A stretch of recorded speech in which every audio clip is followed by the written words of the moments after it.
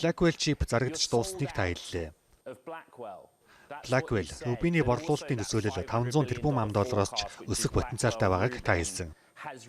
Энэ бүгд хоорондоо хэрхэн уялдаж байгаа вэ?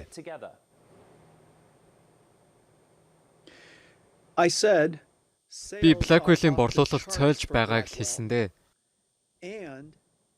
Харин Nvidia-гийн график карт клауд бүтээгдэхүүн бүрэн зарагдаж дуусныг л хэлсэн. Blackwell-ийн хувьд нөөцтэй хിവэрэ байгаа. Дахин ч нэмэгдэхээр байна. Blackwell-ийн үйлдвэрлэл өндөр байгаагаас гадна Vera Rubin ч олон тоогоор үйлдвэрлэгдэж эхэлсэн. Тэгэхээр бизнес маш хүчтэй байна. Мөн бид нийлүүлэлтийн сүлжээгээ ч сайтар төлөвсөн байгаа. Дэлхийн хамгийн өргөн нийлүүлэлтийн сүлжээтэй. Бид TSMC-д түншилж байгаа. Санаахон чипийн салбарт SK Hynix, Micron, Samsung-тэй хамтарч байна.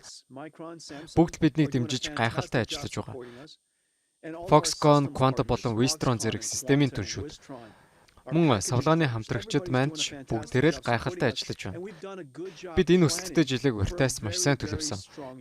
Vera Rubin-ийн төлөвлөлтийг сайн хийсэн. Үр дүнд нь манай борлуулалт төсөөллөөс хэд дахин давж байна. Nvidia-гийн график картууд зарагдаж дууссан. Гэтэ Blackwell-ийн зарах нөөц хангалттай байна. Vera Rubin-ий замын зураглал хэр байгаа бол та бүхэн энэ асуултыг зөндөө сонссон шүү дээ. Vera Rubin-ий үйлдвэрлэлийг эрчимтэй нэмэгдүүлэх төлөвлөгөөгөө Blackwell-ийн үйлдвэрлэлтэй хэрхэн уялдуулах вэ? Vera Rubin-ий зураглал арай өөр байгаа. Бид хэдийнэ лабораторидоо 7 чипийг хүлээн авсан байгаа. Үйлдвэрлэл бэлэн болгох явцыг манай инженерийн баг хариуцсан ажиллаж байгаа. Ойролцоогоор 20,000 гаруй ажилтан Vera Rubin-ийг програм хангамжаас ахуулаад алгоритмд ашиглахад бэлэн болгохоор хөдөлмөрлөж байна. Цагтаа уралдан л ажиллаж байгаа. Энэ ажил маань гайхалтай бэлэн гэдэгт итгэлтэй байна. Эх оны 3 дугаар улиралд багтаан Vera Rubin платформыг нийлүүлэх тооцоотой байгаа. Жилдээ нэг удаагийн циклээ үргэлжлүүлнэ. Vera Rubin том амжилт авчрах нь баараггүй болсон. Хүмүүр тоглоом хүлээж байна. Танилцуулах цагийг хүлээж тэсэхгүй байна.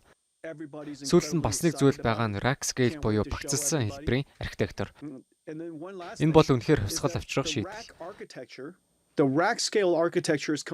Мөн NVLink нэртэй холбогч сэлгүүр үүнд бас багтдаг. Манай 5 дугаар үеийн NVLink 72 энэ төрөлдөө дэлхийд цорын ганц нь. Багцлсан архитектур итгмээргүй нарийн бүтцтэй байдаг. Анх Grace Blackwell-ээс эхлээд Grace Blackwell Ultra руу шилжсэн. Ингэхдээ ямар ч саатал гараагүй. Харин одоо яг энэ багцлсан архитектурыг Vera Rubin дээр ашиглана. Тэгэхээр нийлүүлэлтийн сүлжээ нь бол бэлэн байгаа гэсэн үг. Grace Blackwell-ийн шилжилтийн үед ашигласан энэ нарийн төвөгтэй технологи маань одоо үнэхээр саадгүй жигд ажиллаж байгаа. Тиймээс Vera Rubin ч гэсэн өөгүй сайн ажиллаж бүх зүйл амжилттай болж өндөрлөн гэж бодож байна. Танай санхүү хариуцсан захирал Colette Grace-ийн хятадын талаар хэлсэн үгийг ухаж ойлгох гэж үзлээ л дээ. Өнгөрсөн улиралд хятадд H20 чипээ ер нь борлуулаагүй юм шиг байна. Танайх H20-ыг хятадд борлуулах зөвшөөрлөө авсан ч тэнд эрэлт нь байгаагүй. Тэгэхээр энэ улиралд, дараагийн улиралд Nvidia Америк нэгдсэн улс хятадын аль алинтай нь хамтран ажиллаж өрсөлдөх чадвар сайтай чип зарна гэж Colette хэлж байна. Энэ нь яг ямар утгаараа вэ? Хятад дахь одоогийн нөхцөл байдлын талаар Colette-ийн хэлснийг та илүү тодруулж өгч болох уу? Түүний хэлсэн хамгийн чухал зүйл юу вэ гэхээр бид ч энийг нэлээд удаа ярьсан л та. Хятад дахь манай борлуулалтын төсөөлөл бол тэг. Манай танилцуулсан бүхий л төсөөлөл зорилт одоо тэг байгаа. Энэ бол түүний хэлсэн хамгийн чухал зүйл. Мөн хятад бол бидний хувьд маш ач холбогдолтой зах зээл яалтч үгүй мөн гэдгийг тэр бас хэлсэн шүү дээ. Америк нэгдсэн улс ч бас чухал, хятад ч чухал.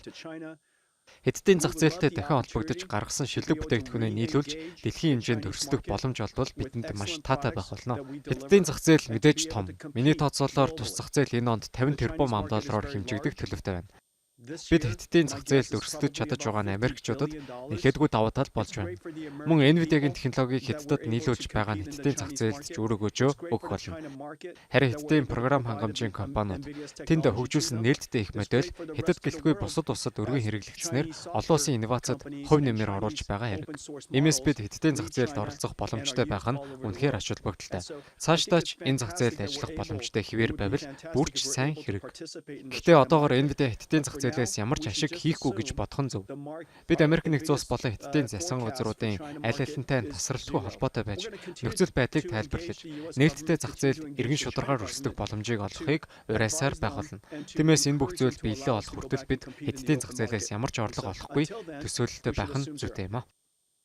Хувьцаа эзэмшигчдийн хурлын үеэр Америк нэгдсэн улсын худалдааны яамнаас мэдээлэл гаргасан шүү дээ. Уг мэдээлэлд Сауди Арабын Хюмейн болон Арабын нэгдсэн Эмират улсын G42 компанид тус бүр 35 мянга хүртэлх Blackwell чип экспортлохыг зөвшөөрснөө мэдээлсэн. Гэхдээ Америкийн талд тодорхой шаардлагууд тавьсан байгаа. Тухайлбал дэвшилтэт технологи ойролт орондоор дамжин Хятад руу нийлүүлэхээс сэргийлэхтэй холбоотой хяналт. Энэ хүрээнд Америкийн засгийн газар танай компаниас яг ямар үүрэг, шаардлагыг хэрэгжүүлэхийг хүсэж байгаа талаар мэдээлэл өгөхгүй юу? Энэ журам олон жилийн турш хэрэгжиж ирсэн.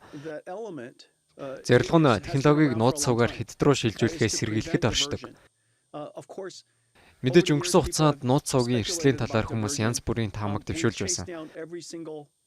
Бид үүссэн бүх болзошгүй асуудлыг нэг бүрчлэн шалгаж, дэлхийд даяарх дата төвүүдийг олон удаа нэгтэлж үзсэн ч нууц суугийн ямар ч тохиолдол илрээгүй.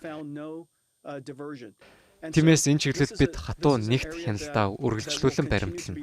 Шаардлагыг биелүүлэх олон арга бий. Тэдгээрээ нэг нь тухайн системийг American Cloud-аар ажилуулах явдал. Нөгөө арга нь технологийн болон үйл ажиллагааны түвшин шаардлагатай бүх хамгаалалт, шалгуурыг бүрдүүлж, нууц сувг огт гарахгүй байх нөхцөлийг хангах явдал юм а. Jensen, хүмүүс танаас эрчим хүчний талаар их асуудаг. Химэл оюуны салбар хурдцтай өсөж байгаа энэ үед эрчим хүчний хомсдол ямар хэмжээний ноцтой асуудал болж байна вэ?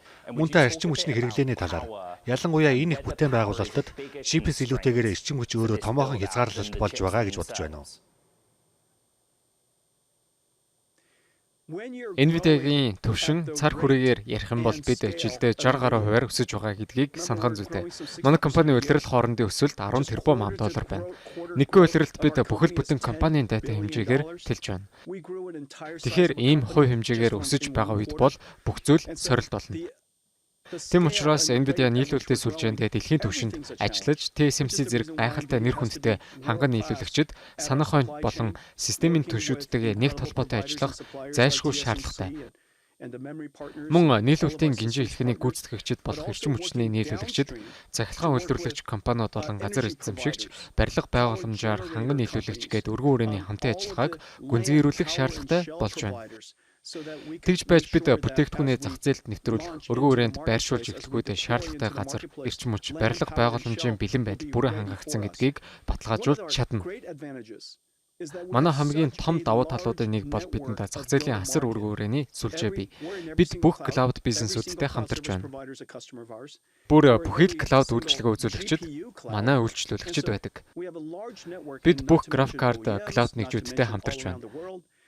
Тэгэхээр манай сүлжээ асар өргөн хүрээг хамарч байна. Дэлхийд даяар бүх анхдагч тоног төхөөрөмж үйлдвэрлэгч компаниудад хүртэл гэдгийг дурдах нь илүүц биз. Манай хэрэглэгчийн бааз түншлэлийн сүлжээ маш өргөн цар хүрээтэй учраас бид дэлхийн өнцөг булан бүрээс том дунд бүр багахан хэмжээний эрчим хүч нөөц боломжуудыг олж чадна. Энэ бол манай маш том давуу тал. Энэ нь NVIDIA-гийн архитектур баг бүх модельүүдэд ажиллах чадвартай нь холбоотой. Өчигдөр бид Anthropic-тэй томоохон мэдээллийг хийсэн.